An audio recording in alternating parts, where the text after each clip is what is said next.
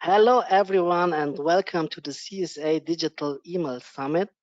Our session today is competitive tracking, how tracking your competitors' email can help you improve your deliverability.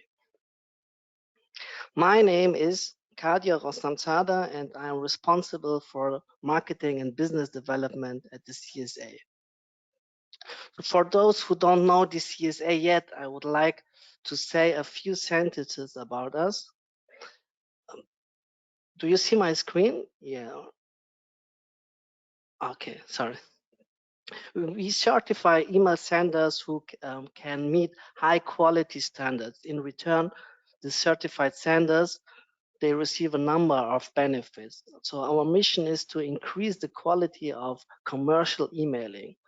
To achieve our goal, we have defined quality standards with our partners like the mailbox providers.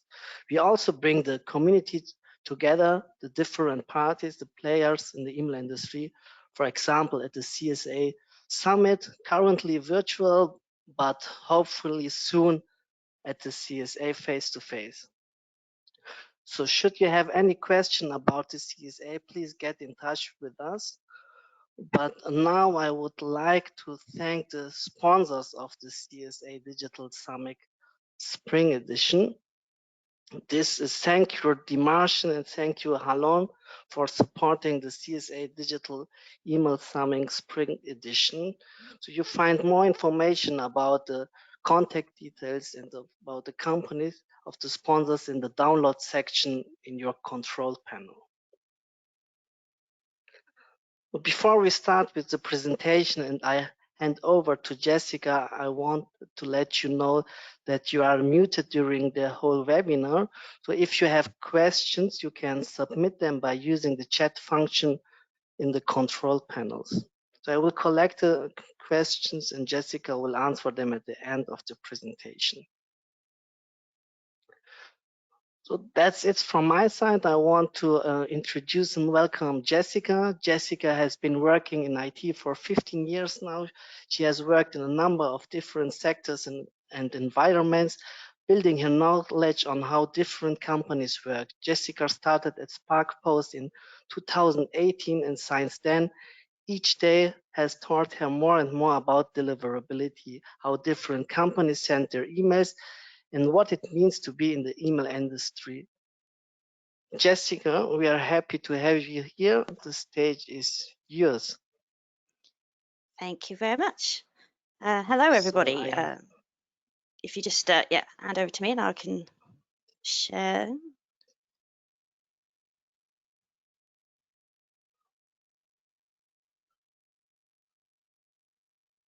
Right, hopefully everybody can now see my screen. So I'd just like to welcome you all and thank you for coming and listening to me talking about competitive tracking today.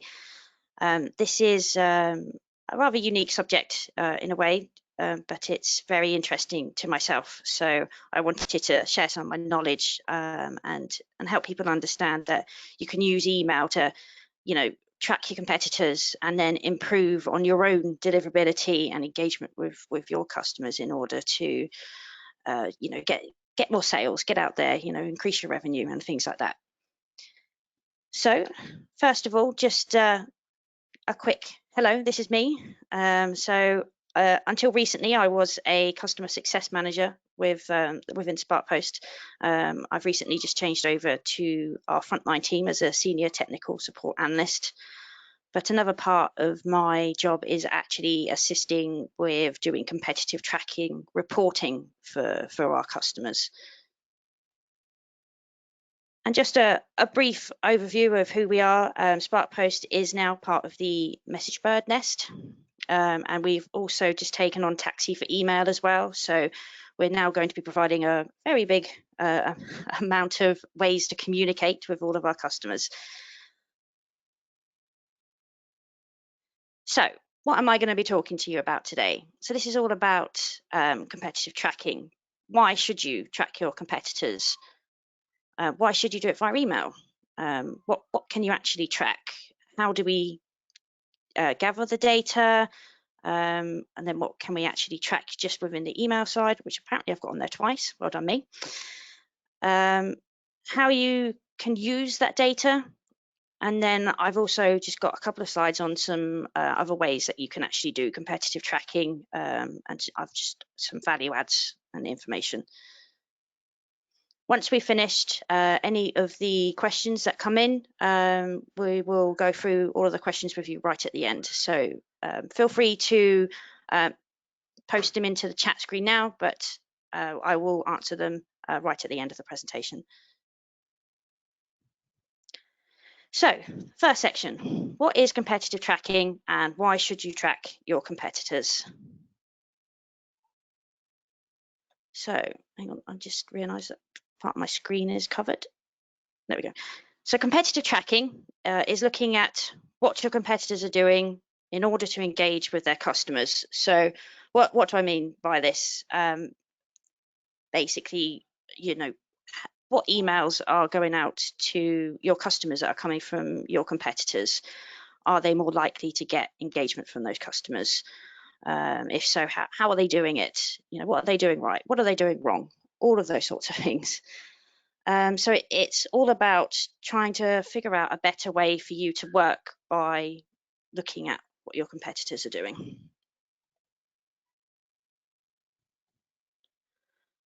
So why do you want to track your competitors?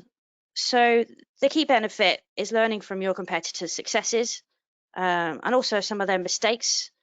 And then if you can take that information and use it, you can then optimize your own marketing programs. That way you are more likely to get that engagement with your customer. You know, are you engaging at the right time, the right days? Are you sending the right kind of information? Instead of you just trying to test absolutely everything you can to figure out the best way to do it, you can actually use the information that you can gather about your competitors, see how they've done it, and then work on that and use that data to improve your own. So why should you track your competitors' email? So email really is such a key communication platform still. I know everybody used to say, oh, email's going to be dead and this, that, and the other. But I think with COVID, that has completely shown everyone just how important email communication is for businesses to reach their customers now. Yes, you also have other ways of chatting with your customers. And so do your competitors, so things like social media. But email is still probably one of the best ways to actually get across information to your customers that they don't already know about. So whether that's new products that you want to show them or something they may not have looked at on your website whilst they were looking at similar items and all sorts of things. And then not only can you see examples of your competitors' products by looking at their email campaigns, but you can also have a look at the pricing. You know, is there any differences in how you're actually marketing the products? And the whole idea is just to get an idea of how successful their email campaigns are. You know, how much engagement are they getting from their customers?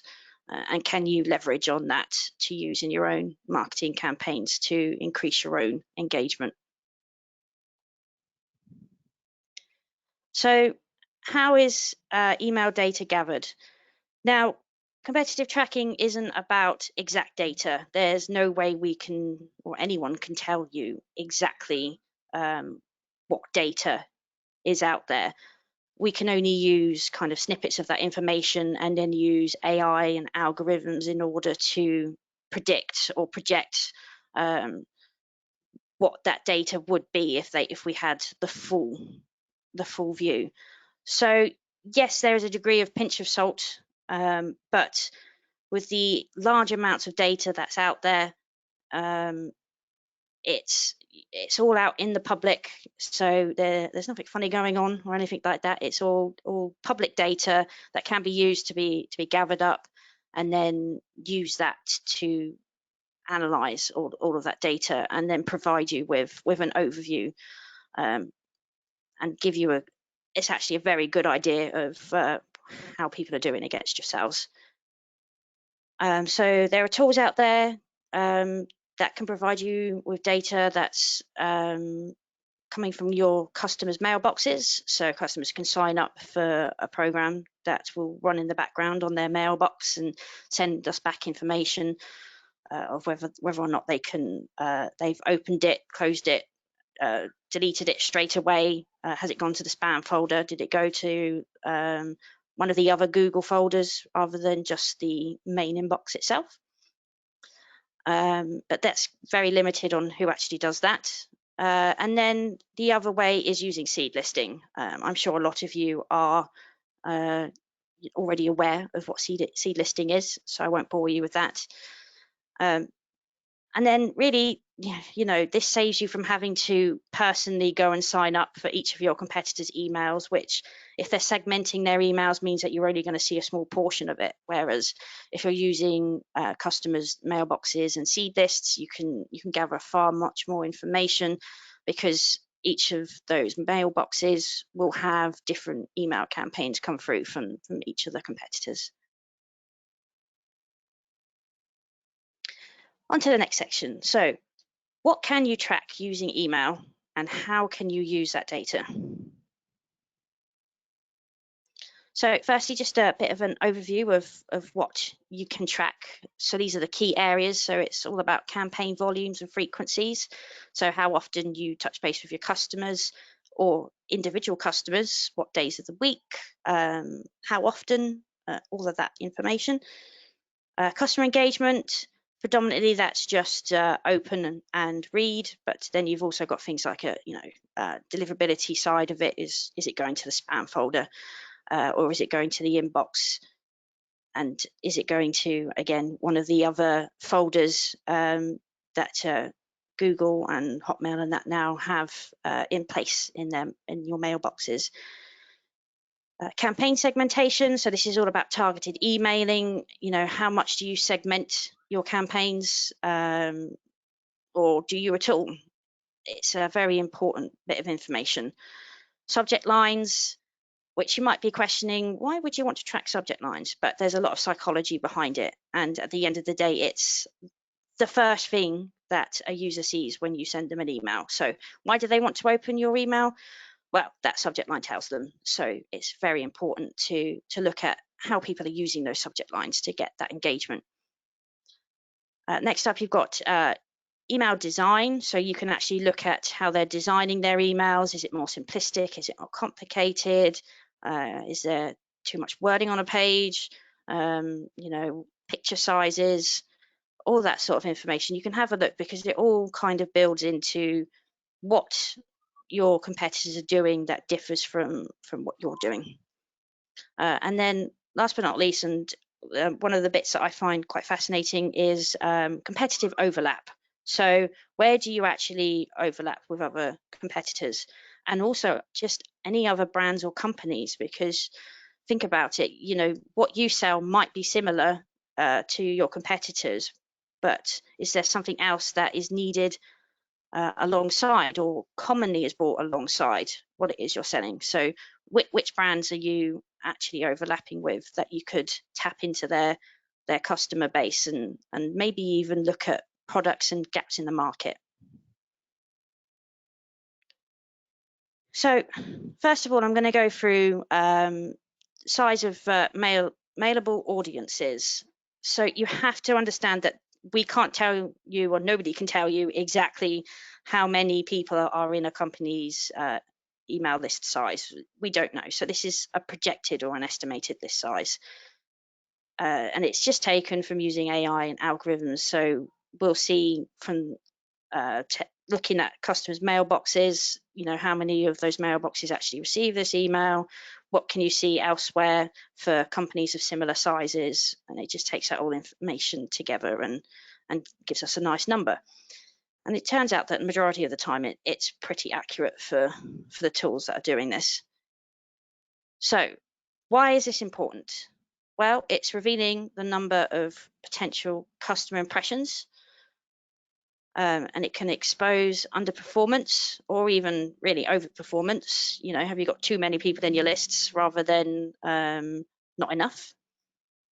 And it's just good to see, you know, against customers of the same size or varying sizes, you know, how many people have they got available for them to email compared to yourself? And then what can you do about this? Well, the key thing is it's all about best practice for list maintenance. So how often do you clean your lists? Are you doing any re-engagement campaigns? So say for 4 months you haven't heard from someone, are you just removing them straight away? Do you, before you remove them, do you do a re-engagement campaign in order to give them a chance to say, oh, no, actually, I do want to receive these emails? You know, because maybe you'll give them extra options of how often they want to receive the emails and things like that. So it's a really good idea to look at your best practices for your lists. And then it's just about, you know, that development and the retention of customers. So it all links in together. Keep your lists clean, know what's going on with your lists, how you can keep hold of customers, when to let go of them is really big. Just because you have a huge amount of people that you can email doesn't mean you should email every single one of them every day. It's all about, you know, using what you have and being as targeted as possible. So how often and when do your competitors send a campaign? So this is all about frequencies, to do with daily. So how many times a day do you or your competitors email your customers? Is it once a day, twice a day? Is it done more of when you have something that just pops up, you send them an email? So it could be more than that or less than that. How many times a week? How many times a month? Does this change during the time of month? You know, if it comes closer to paydays and things like that, is there an increase in how many emails go out? So this is all really important. You know, it's feeding that knowledge, so you can just build on your competitive email programs. You know, if your competitors are emailing out at the same time as you, is that necessarily a good thing or a bad thing? Can you play with the times, see if that changes? It's all about the strategy of your programs, and it just identifies those opportunities for you to start looking at them. And then obviously, like I said, this is all about your strategy. So can you do time of day optimization? Can you do day of the week? Can you do how many days in a week that you're emailing? You know, this is majoritively about campaigns at first, but then you can also touch on individuals as well. And when an individual actually gets a contact of an email, because just because you send 2 email campaigns out a day doesn't mean that customer will get both of them, or it might mean they get more of them if there are other things going on the same day. And it also helps with just your event planning and your campaign planning. So to give you some visuals on what this looks like is, first of all, we've got an average of sends per day. So as you can see in the brands that I've used, you can see that Saks is sending out up to 34 campaigns in a day. Now, is that a good or a bad thing? Well, I'm not quite sure at this stage, because this information doesn't tell me how targeted those emails are. So is it small list sizes that they're actually sending to, or are they sending to everyone? I very much doubt they're sending 34 email campaigns to every single one of their customers every day. But then on the other end of the scale, you've got the Bloomingdale's, which is showing that they only average 1 campaign a day, which means they have 1 campaign for all of their customers, or a section of. So it entirely depends on how you're running your campaigns, but you need to find a good balance between sending too many campaigns out and being too targeted, because if you over target what it is that you're sending your customers, they might miss out on something else which they could be interested in. So it's all about finding a fine balance between that and just blasting out every email campaign you feel like sending to them.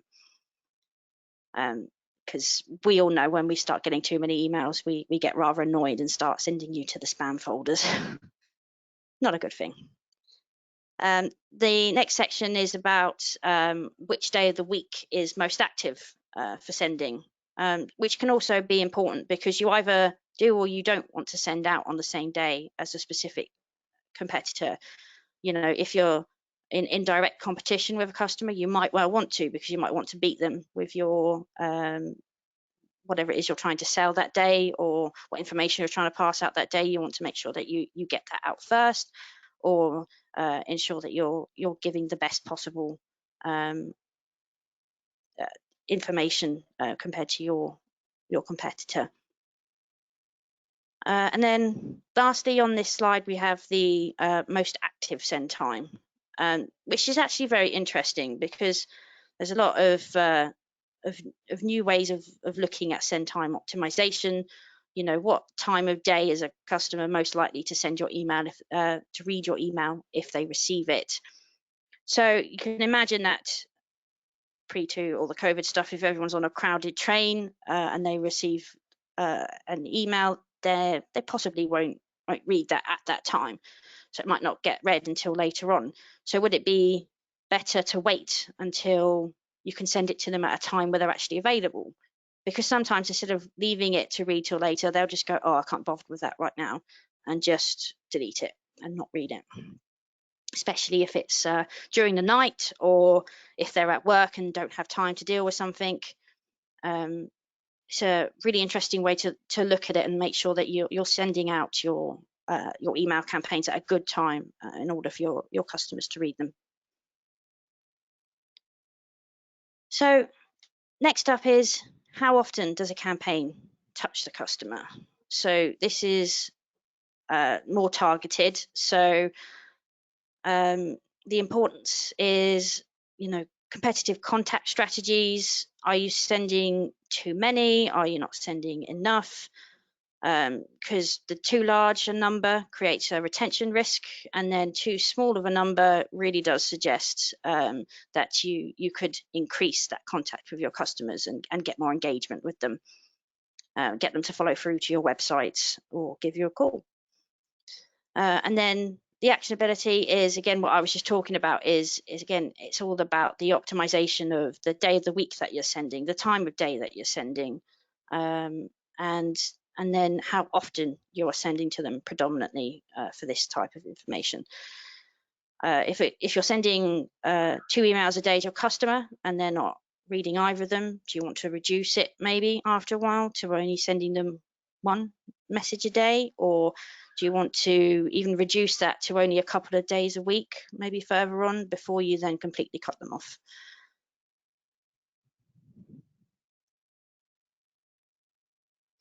So what is the email list size per campaign? So again, all of this information really does link in with each other, and it's only when you look at the whole picture of all this information together where you can start coming up with your strategies. So this is showing us the estimated list size and the targeting average, and I've put it into both a percentage and an actual figure on this page for you, so it just gives you a bit of a better idea. So how does this help? Basically, what we're saying here is, first, you take Nordstrom, you've got over 22 million people on their estimated list size. And for each of their campaigns, they're sending to 11%. So we're coming up to 2.5 million per email campaign. That's how many people will receive that campaign email. So what can we take from this is, you know, are they targeting enough or are they not targeting enough? You know, they seem to be kind of in between the lows and the highs with their competitors, so that they've probably got it about right. But if you don't look at this information and realize, you know, how targeted the emails are to each of your customers, you could be missing out. This could be the reason why you're not retaining engaged customers with your emails. But it can also then tell you, oh, maybe I should be broadening my email campaign, sending them out to a larger percentage of my list size, because maybe there's other items that I'm missing out on that the other competitors are actually giving them information about, and that's why they're going to them instead of us.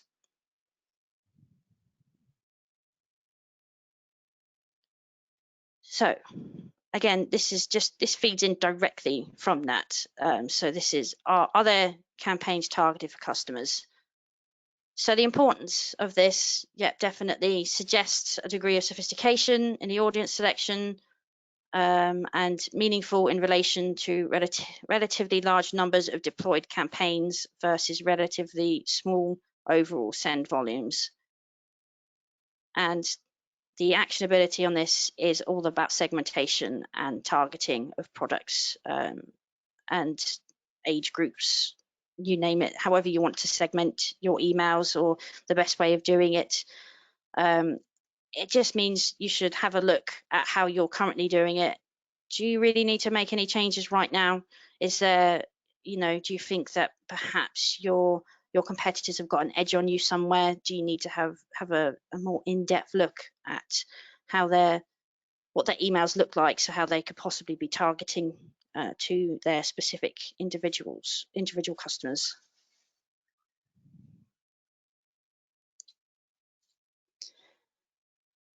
And the next one, which predominantly all of us like to know about when we're sending out email campaigns, is you know, how does it compare to your read or open rates, depending on what you call them. So this is direct engagement. So it really is a critical key component for any business to know what percentage of their customers are or have recently engaged with their email campaigns per campaign or overall. And then, sorry, my brain's just done a bit of a shutdown on me. I'm getting too hot in this room. It's very hot today. So yeah, so how can you use this? So this is all again about best practices or auditing. You know, how are you looking after your lists? Are there people on your lists that haven't engaged for X amount of time that you could either target for re-engagement campaigns or perhaps remove from your list? You know, what can you do to get those customers to re-engage? Do you need to think of a new strategy in order to get some engagement? Could it be how your emails look, what your subject lines are doing? All of that information that you can gather from doing competitive tracking can really help with your targeting and getting those read and open rates up, because we all know the higher they go, the more increased revenue you're likely to get from the end of it as a result. And then this section is all about the overlapping of different brands. So how many of your customers are actually your competitive customers? Or are there other brands that you hadn't even thought of which overlap with yours? So, you know, a lot of people will overlap with, say, Amazon, because Amazon sells everything. So pretty much everybody, I don't know many people who don't use Amazon these days. But then that can also overlap into Google and any of the other key providers out there which have some kind of services that go out to customers. When it comes down to retail, you could be thinking, oh, so my retail business is all about clothing, but what other businesses out there could I overlap with? Well, it could be someone who deals with shoes, or it could be someone who deals with makeup products. It's all of those little bits of information which you can then start to think, oh, well, how can I actually use this? How can I use that with my customers? Well, is there a gap in the products that I'm selling here? Is there something that I should add as a possibility to sell to my customers? Or if I'm sending out newsletters, you know, can I leverage knowing that customers use certain brands or types of products and say, oh, did you know that we can work with this? It's very useful information. It is really quite revealing to how you can improve and what is actually going on out there, and how your customers think and what they're doing, what's important to them as well. So the actionability, you know, calibrating your mailings to quality and sophistication of key competitive mailers, and leveraging those overlaps for new audience acquisition and engagement. So that's really key. It's really useful information for you to be looking into.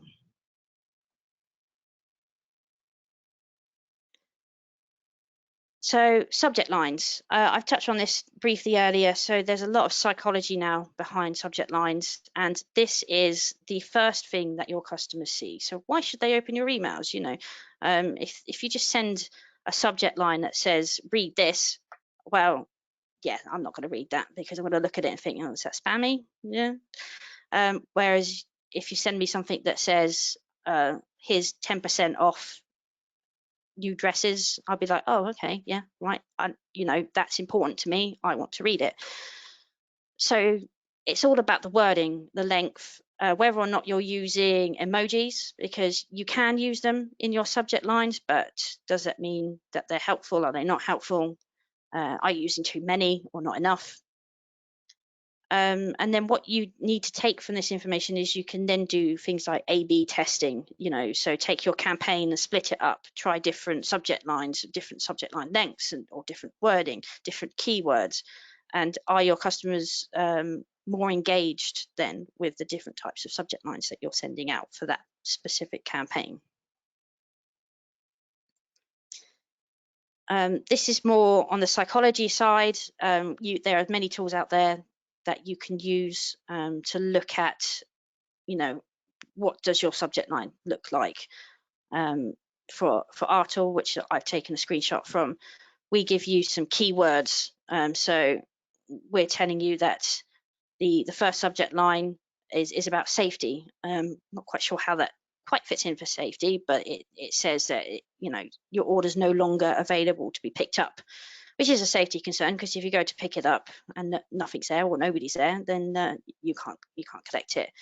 And then what you can do is you can see how more responsive customers are to the different types of these keywords that are out there, and that fit in to what you've written in your subject line.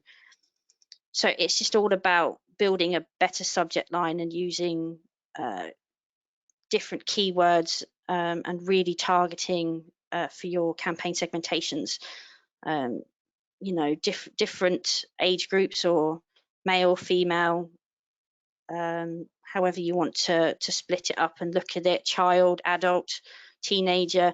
Different wording works for different segmentations in that side of thing. But it can also be product as well. So if you have multiple products, you want to look at the keywords that you're using to ensure you're highlighting which product it is that's going into your subject lines.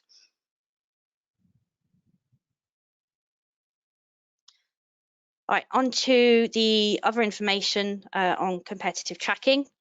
So other ways it can add value to your marketing. So the first thing that we've got in here is about unique sales points. So it really does help you with developing your USP, making sure that, you know, you get out there what it is that makes you different from your competitors, what makes you better, how you can, you know, provide a better service or a better product, however you want to market that type of USP. Improvements on SEO, which is search engine optimization, as well as targeting, helping you understand any industry problems. So if you're suddenly found that in the last week all of your engagement has dipped, you know, is there something going on in the industry as a whole, or is it something to do with your campaigns specifically? And it also works on the other way around. So if there's suddenly a big boom in things that are going on, you can go out there and see if your competitors are also seeing this similar increase in traffic.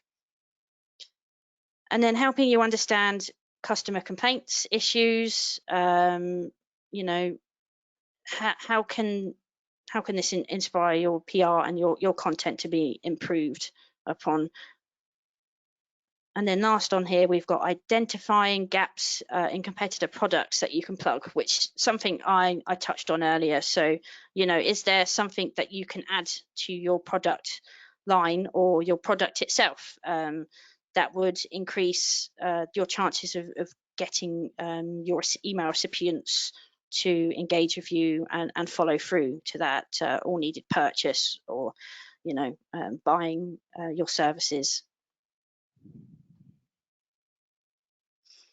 And then other helpful metrics and tools for competitive tracking. So social media, website backlinks, search engine optimization, and pay-per-click advertising.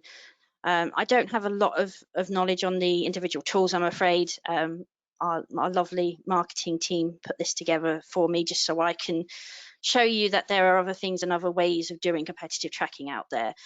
But you have to remember, it gives you completely different information to what email would give you. So social media is more about what your customers are excited about, what they want to talk to you about, or complaints. You know, are they messaging you complaints on social media? What are they posting about your company and your business or your product? Whereas the email side of it is slightly different because it's you communicating with them rather than the other way around. And then search engine optimization, which links into the website backlinks of connecting to different websites which offer tools that could be connected to you, or whether it's taking you to other pages with information on products and how using your own could be an improvement, you know, so anything of that sort. So monitoring your keyword rankings and on-page changes. So search engine optimization really is all about when you go to Google, because that's pretty much what everybody uses these days, and type in, I want to know about this specific pair of shoes. I'm going very girly with dresses and shoes and things today.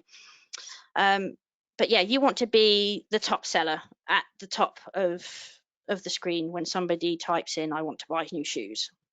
So it's all about how you can optimize that and become one of the top people on those search engine pages. And then the pay-per-click advertising is what it says on the tin. You know, you can add links, advertising links, and every time a customer clicks on it, you get some, you or the page that you've got the link on will get some money for each click that is actually selected by the customer on the end.